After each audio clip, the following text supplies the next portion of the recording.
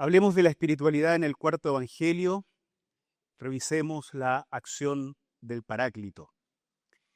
La espiritualidad del ser humano es un dato dado en los documentos que forman la Biblia.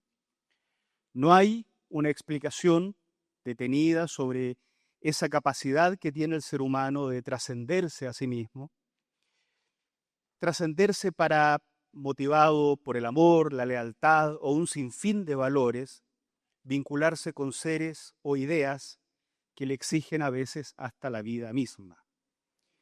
La espiritualidad es esa apertura a algo o a alguien distinto de sí mismo.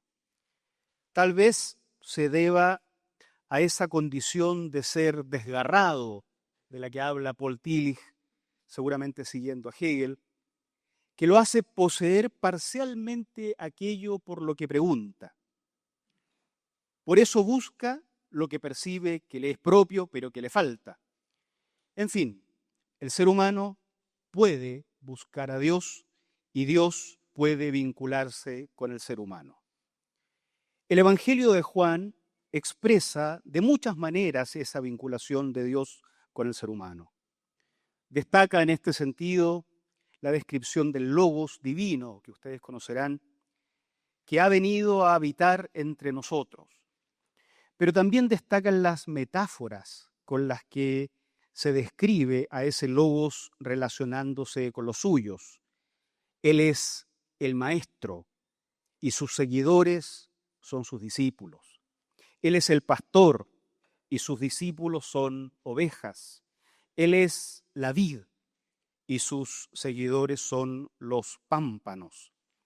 Esta vinculación de Dios con sus hijos genera una relación asimétrica entre el Señor y sus seguidores, pero una relación completamente horizontal entre los seguidores mismos.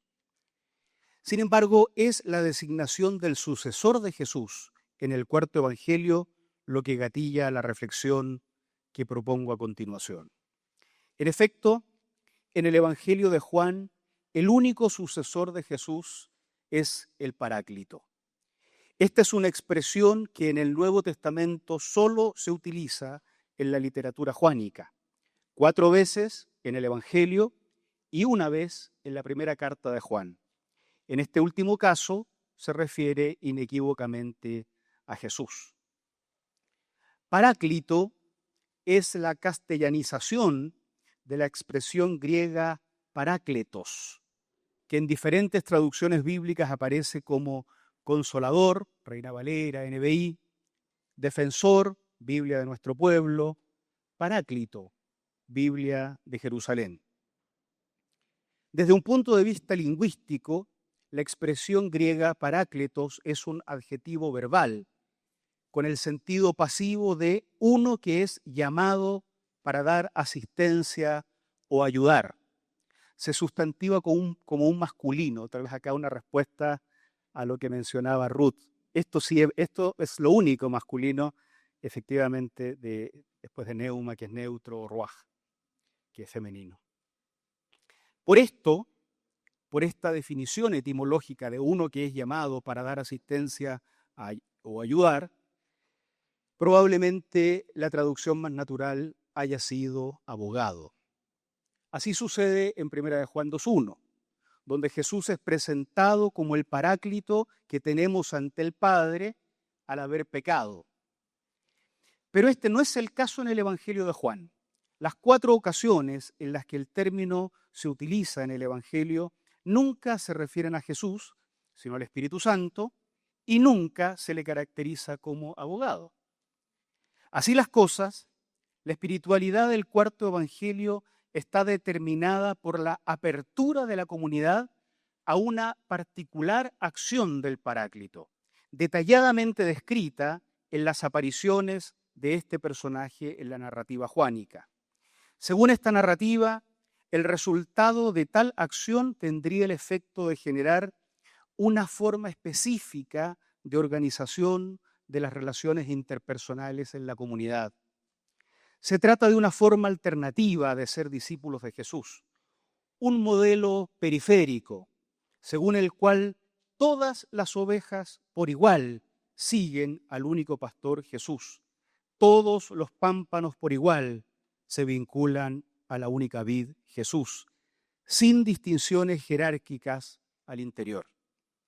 El modelo propuesto en el cuarto evangelio terminó subsumido en una neumatología que descarta el discurso del Paráclito y en una eclesiología altamente jerarquizada que representaba a otros sectores del cristianismo, no al juánico, y que terminó instalándose hasta nuestros días.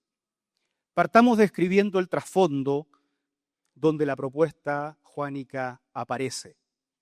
La organización de las relaciones interpersonales fuera del círculo juánico.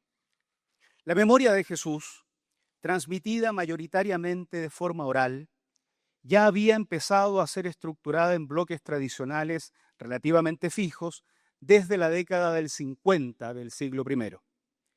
Pero será en la segunda generación, en los 70, cuando aparezcan las narraciones biográficas de Jesús. Primero Marcos, en los 70, luego en los 80, Mateo y Lucas, y finalmente en los 90, el Evangelio de Juan.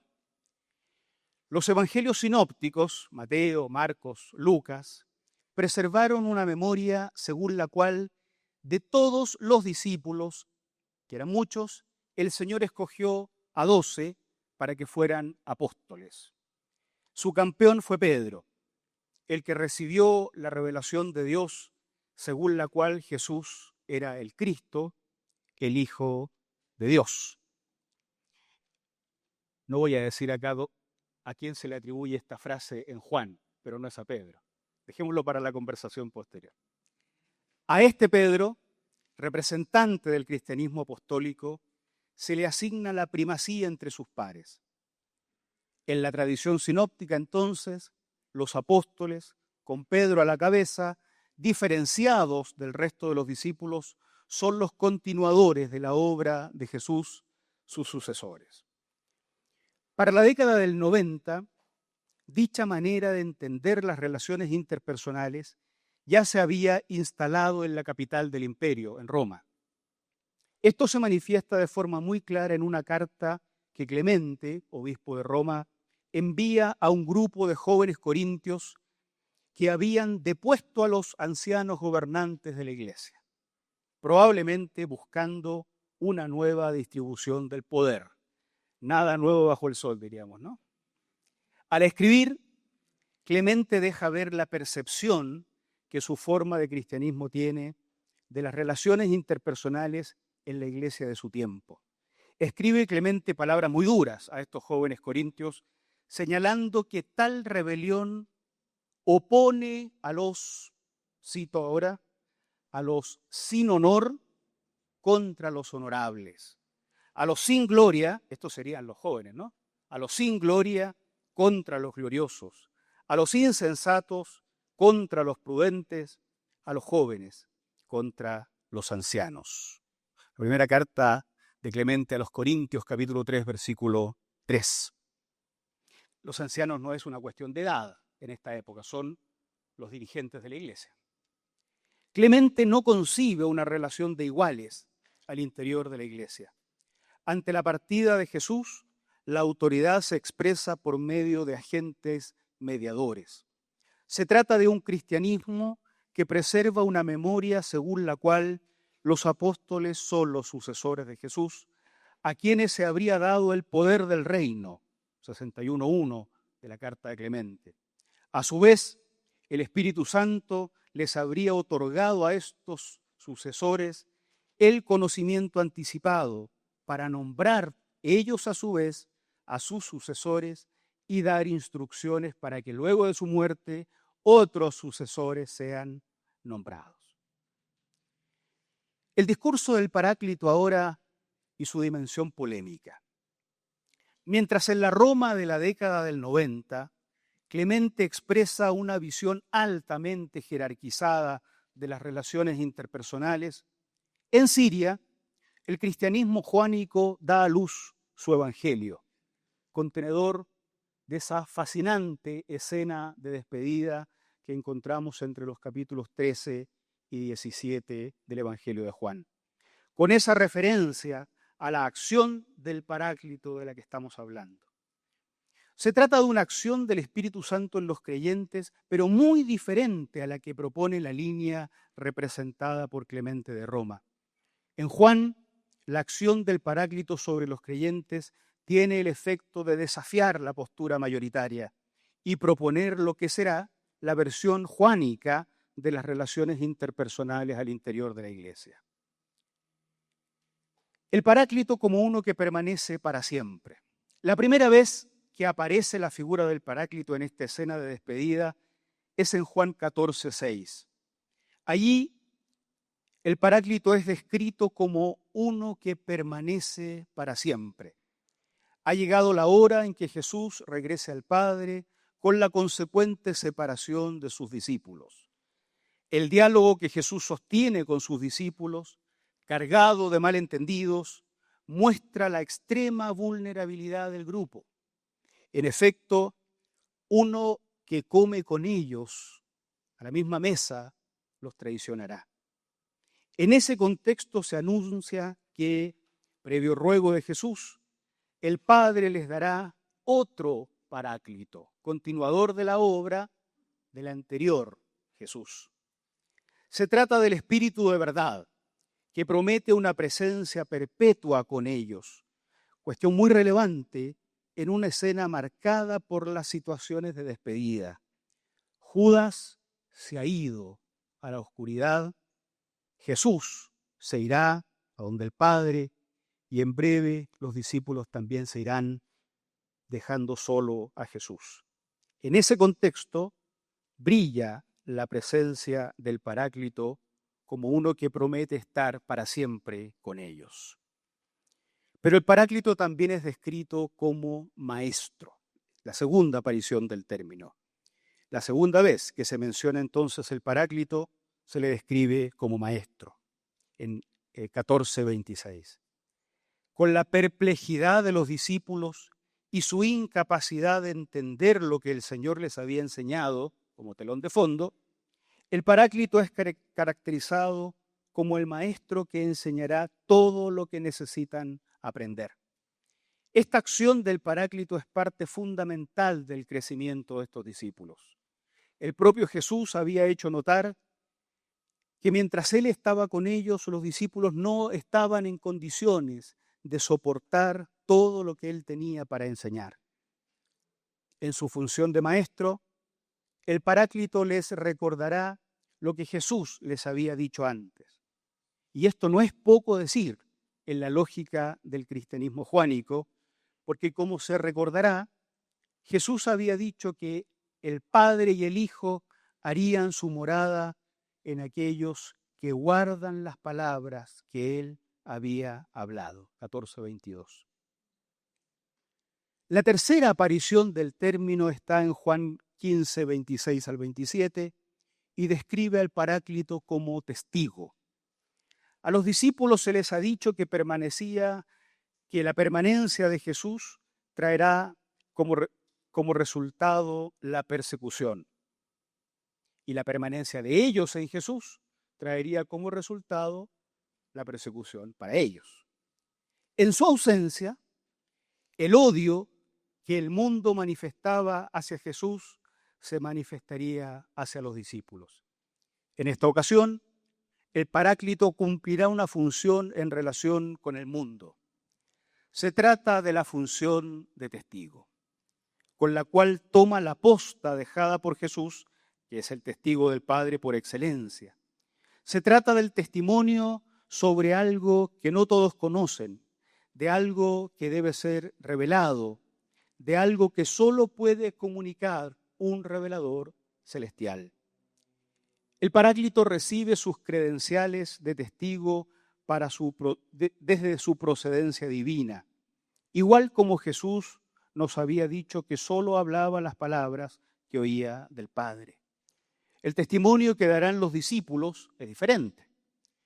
El testimonio de los discípulos se funda y tiene las limitaciones en la propia experiencia y en su propia interpretación de aquella experiencia. Esto nunca fue muy confiable, según el relato del cuarto evangelio. Según Juan, muchos que se asociaron con Jesús, habiendo sido testigos de su acción, terminaron separados de la comunidad. El Paráclito, en cambio, deviene su testimonio directamente de su presencia con Dios. La cuarta aparición del Paráclito está en Juan 16, 7 al 15, y aquí se le describe como fiscal. La venida del Paráclito es presentada aquí como algo tan necesario que conviene la partida de Jesús, una enigmática expresión. Esto solo puede ser comprendido en el marco del cristianismo juánico de fines del siglo I. La importancia de esta conveniencia radica en que el Paráclito podrá demostrar la culpabilidad del mundo en lo que respecta al pecado, a la justicia y al juicio. En otras palabras, el mundo es culpable de pecado porque no ha creído en Jesús. Es culpable en relación con la justicia, porque Jesús regresa al Padre, con lo que los cargos contra él se demuestran falsos. Y es culpable respecto del juicio, porque su gobernador es juzgado. Pero debemos entender, a la luz de este argumento, que esta probatoria no sería posible en ausencia del Paráclito. O sea, el éxito de la misión de los discípulos supone la ausencia de Jesús y la presencia del Paráclito.